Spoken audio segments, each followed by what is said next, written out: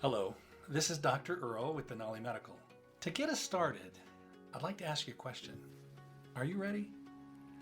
I mean, really ready. Are you ready to find solutions? Are you ready to find root source healing? If you are, well, let's go. Hello. Oh, welcome to the program, Tony. Thank you. Absolutely. How are you feeling? Doing well. Good. Wow. I'm on my fourth day of a fast. Oh, Wow. tell us about that. Wow. Oh, my God. And the purpose is. And Well- the purpose of the fast is. So there's a lot of different things you can do with fasting. And so I hope it's okay. I'm just going to jump right into that. Absolutely. Yeah. You guys are great sports. So I love it. there's several different types of fasting. There's something called a dry fast. That's where you don't have any food or water. Usually that's for 24 hours. There's intermittent fasting, and that is where you compress the time that you eat into anywhere from a 6 to 8 to 12-hour window. That's kind of the scenario. So you won't eat for 12 hours, you won't eat for 18 hours, or you don't eat for 18 hours. Anyway, you get the math. There's 24 hours in a day. So there's the dry fast, there's intermittent fasting, then there's what they're now talking about, a 3-day fast, a 5-day fast, and then something called a long-term fast. And each one has its own set of benefits. Gotcha. So I'm doing mine for a variety of reasons, not the least of which is to reset and kind of help my microbiome regenerate. But it also has incredible benefits as far as resetting your immune system. It has benefits in resetting your hormonal system. And it's the only way really to exercise the liver. And that sounds crazy, but that's just kind of the reality. A lot of the other tissues in our bodies, and if we start even with our brain, I mean, we have puzzles and matching games, and there are certain things that we can do, psychology tests and different thinking processes that we go through where we can exercise our brain and make it stronger. Same with our heart. We do cardiac exercise to exercise our heart. Our muscles, that's obvious. And then lymphatic, if you do certain things with your lymphatic tissue, you can get that to cleanse and drain out. And all of our tissues have these different ways to cleanse and reset, except for our liver. Well, and I guess fat tissue doesn't either, but this is how we exercise our fat tissue and how we exercise our liver and get it to do something that is outside of its comfort zone and outside of the norm. And it really goes a long way at helping with liver health, resetting your microbiome, and then big study out of USC discovered that the controlling cells of your immune system called mast cells, if they are fed on a consistent basis, so this concept of eat 6 small meals a day, one of the worst ideas ever. And let me qualify that. Wow. I make an effort to do that. Wow. In our effort to kind of keep the microbiome and ourselves fed, we've come to that. The reality is we're not exercising the full potential of our tissue. And that has ramifications across the board. And it sounded good when they did the initial study and trial, but it's proven to be ineffective as far as snacking, small meals, and so forth. And to really kind of explain that, let's talk a little bit about some of these benefits of what happens with the fasting. So on a fast, you're going to do a lot of different things. Now, a dry fast, you only want to do a dry fast for about 24 hours. That's no food or water. You essentially eliminate everything from your fast. What that forces the body to do, because after about, depending upon how healthy your body is, 12 to 18 hours, your body is going to have to switch over to a different energy source. That does a lot as far as making your body adapt and change its food source from just plain glucose all the time into fats, ketones, and other metabolites that are really beneficial and help clean up your body. So not only does your liver get a workout, because it now gets to change over to a new way of processing the foods and the things that come through, and that's how you exercise your liver, but also your tissues. One of the big keys why malignant tissues, and we hate using the word cancer because it's such a big, faux pas and everybody gets excited about it, but one of the big reasons why malignant tissue or cancer is susceptible to eating eating a ketotic diet is because cancer cells don't do well with ketosis. Well, we've come to find out unhealthy and even precancerous cells don't do well with a diet that is not a steady stream of glucose. And so you end up forcing those unhealthy tissues out of the picture through a process called autophagy. That's where your body eliminates unhealthy or old cells and replaces them with new and vibrant cells. That sounds great, doesn't it? I mean, that's what we want. Well, one of the most powerful ways we can do that, one of the most powerful ways that we can do that is with fasting. And that process will start off within 10 to 15 hours of us not having food. Add to that, and then on top of that, our HGH, so the human growth hormone, actually starts to take off in that 10 to 15 to 18 hour range. Now, what determines when we kick off into the ketosis or the autophagy, having the growth hormone kick in and really rejuvenating our bodies from a foundational level, really comes down to how sick our bodies are and how much glucose, if you will, we've packed away into the different corners of our body. And if we've packed a lot of that into the corners of our body, then it takes a little longer. But if that doesn't matter, we'll still get benefit from doing a dry fast. Then the next fasting that we'll talk about is intermittent fasting. And again, that's where you don't eat for, and you're drinking during this time frame, and you're staying hydrated, but you don't eat for 12, 15, or 18 hours, sometime in that range, and you kind of build up to that. If you haven't done it before, start with 12 hours where you don't eat, and that's during your sleep time. So 8 hours of that is a piece of cake. And then you just don't eat, you shouldn't eat early before bed, so usually 3 hours before bedtime, you shouldn't eat. So by then you've got 11 of your hours done, and so get up in the morning, hydrate in the morning for your first hour, take your apple cider vinegar and your baking soda mix and really get your metabolism kick-started before you eat, and voila, you've got a 12-hour intermittent fast under your belt without even having to try. Then start stretching that to 15 hours, then you can stretch it to 18 hours. And some people, they notice the benefits, right away. Some people, it takes them a while to get to that 15 to 18 hours. And this isn't something that's just all day, every day. People do what's called a 5-2-2. That means, and it depends upon how sick you are and where you're at and your fat stores. A 5-2-2 is where you do the intermittent fasting for 5 days of the week. Not a 5-2-2, a 5-1-1, sorry.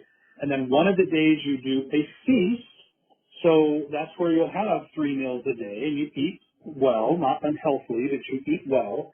And then the other day you do a fast. And we'll use this with people who are diabetic or obese or have other issues. The reason you have a feast day is because, again, it exercises the liver. If the liver gets into a process where it just constantly has food, then that's the only mechanisms and the only processes that it will go through to get food and detoxify and everything. But it never gets the opportunity to use the other side, which is fasting or feasting. And so you'll do a variety. We have some patients, if you're thinner and don't have the body mass, you'll do a 3-3-1. Some people can't do the fast at all, so you'll do a 4-3. So it just depends upon your overall health status as far as how you do the intermittent fasting. But it's very healthy, and it's great for your body, and you have to just understand you're doing several things.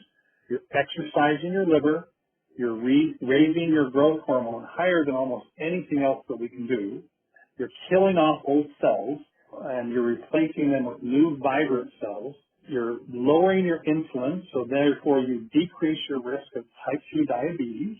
I mean, the list just goes on and on and on. And this is just with these short 24-hour or intermittent fasting scenarios. So then... Wow. Well, okay. Okay, go ahead. Let's talk about that. No, I'm just amazed. I'm amazed at what we've been taught and like what we would naturally do and what we were told to change our regimen. And now you're telling us that, yeah, it's like, 2 meals a day would cut down your exercise, but it would also make a natural fast for the Right, last meal. And if you think about some of the most, and we've talked a little bit about this before when we talked about stretching, but if you want to talk about some of the most healthy animals on the planet, they are cats, felines. They are amazing what they can do. I mean, the cheetah is one of the fastest land mammals on, and then you talk about the lion and the tiger and their strength and what they can do. Well, it's not uncommon for a lion to eat once a month, and then the rest is stretching, relaxing, and resting and recovering. And so it's not, this isn't strange physiology. This is actually what should happen and how our bodies are designed to work. It wasn't until we really got into this time of absolute amazing plenty that we've tried to trick the system. And unfortunately, the tricks that we're using, the low-fat diet, the frequent eating, and now we're running too far into the ketosis with heavy meats, and meats aren't the answer. So we really need to get back to those tried and true things that really worked for millennia. And the facts are the facts.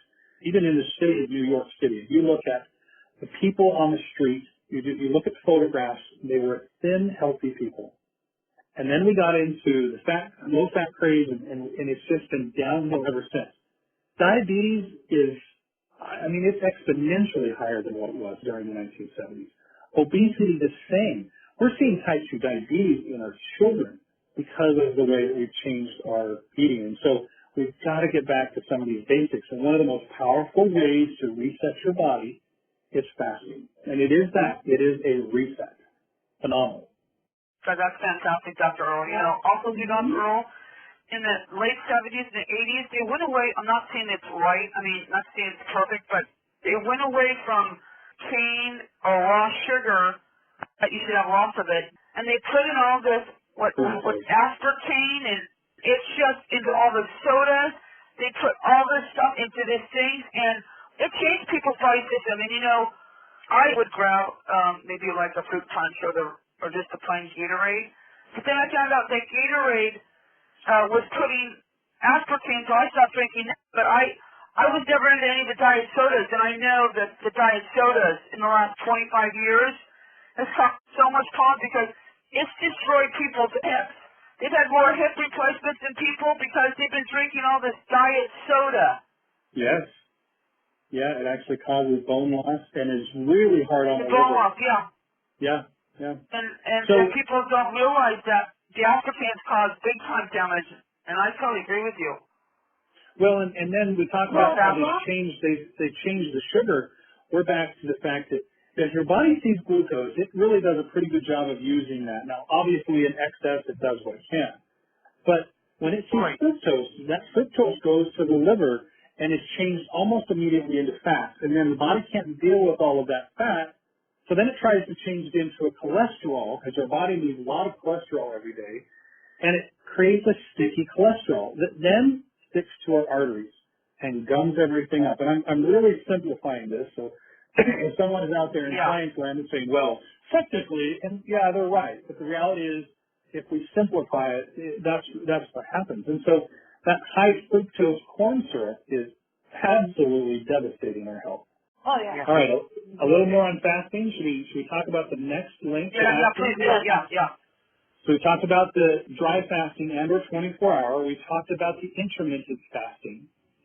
The next one that you'll want to look at is a 72-hour fast. And I can't tell you how many people, when I tell them that I fasted for 72 hours, I could never do that. That is so hard.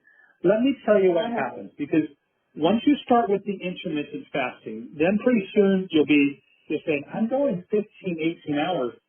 24 hours is not going to be that much longer. Let's do it. So then you start doing some 24-hour fasts. And then you start to notice the health benefits, and you're like, wow, maybe these crazy people, Dr. Fung, Dr. Peltz is also a really great resource for this. Maybe they're not so crazy. And so then you start to look at some additional research, and you look at this research out of UCLA. And what they found was that in 72 hours, if you fast for 72 hours, what happens is your mast cells. Now, these mast cells are lining the digestive system, our skin, and our lungs. They are the sentinels, if you will, of the immune system. So whenever something gets past the barriers that should be there, our skin, our lung tissue, or our digestive system, these mast cells try to interact with it and then react. And so they are the trigger. When you think about the sentinel that sits on the wall, they trigger the rest of the immune system. They are essentially the control switchboard of the immune system. And what happens, what we found, is that if these mast cells are given a steady glucose diet all of the time on a consistent basis, and they don't have to switch over to either a ketosis or something else, they will live for 20 years. And that 20-year process, they're constantly adding more memories, and the unfortunate thing is not all of it is good. So pretty soon, we start getting memories of proteins that look a lot like ourselves. For example, gluten looks almost identical to a protein that's in our thyroid, juices. And so they found that if the gluten sensitivity, not even celiac or getting to that degree, but having some level of gluten sensitivity, is almost 100% crossover with people who have thyroid issues. So these mast cells just continue to recognize more and more and more information. And next thing you know, autoimmune disease goes absolutely crazy and rampant. Does that sound like our day today? Yes, it is. It's absolutely what's going on today. Autoimmune disease is skyrocketing because we're not resetting those mast cells. Now, there's other ways. I have seven different ways that I can reset an immune system. I've got a top 8. I'm not sure if it's going to come into play.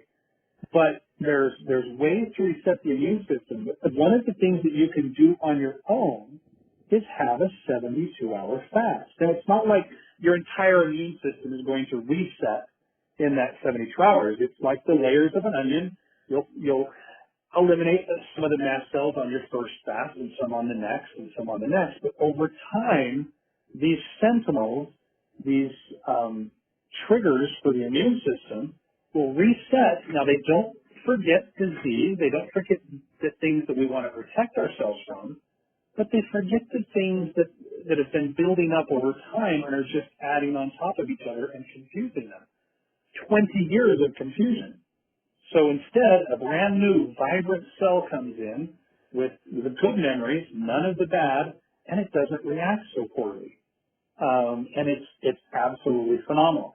That happens at 72 hours. So you want to try to get to, if you're looking for that benefit, that's 72 hours. And then if you go longer, then you start to really burn fat at a higher level. You start to really eliminate a lot more insulin from your system, which again, we're talking about obesity and diabetics in both of those scenarios. And your immune system continues to reboot. I mean, getting to the 3 days is magical. Getting to 5 days is really where we see a completion of that reset scenario. Then after 5 days, the biggest thing that you're looking for there is you're looking at weight loss and you're looking at resetting your insulin sensitivity. So then you're talking about patients who are obese and who are diabetic that might look at doing that.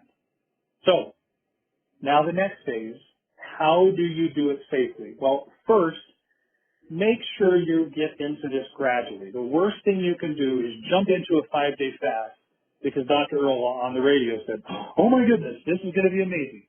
You've got to do the step-up process that we talked about. So start with your intermittent fasting, get to where you're comfortable going 18 hours without food, and then do several 24-hour fasts. And you'll do this over the period of several months.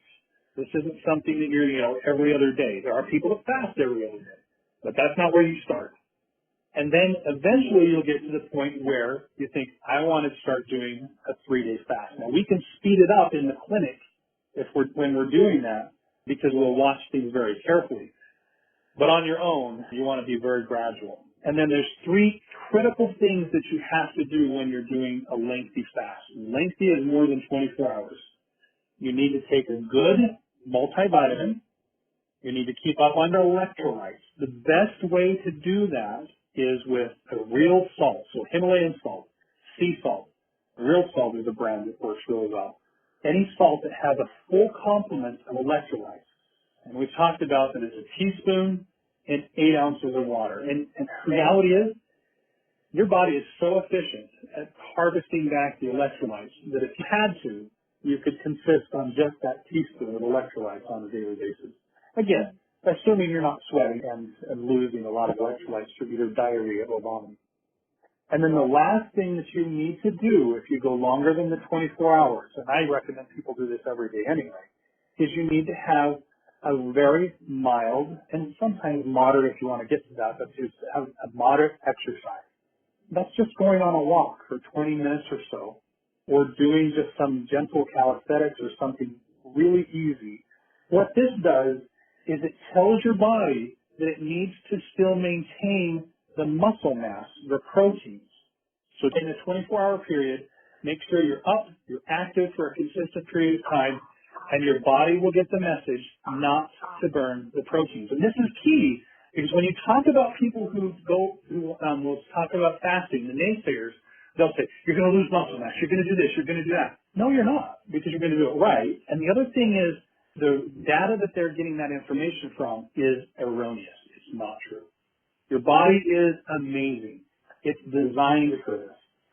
It will take the excess cells, the excess protein, all the things that it's breaking down, and it will use them in a very efficient way. There you go. There's fasting.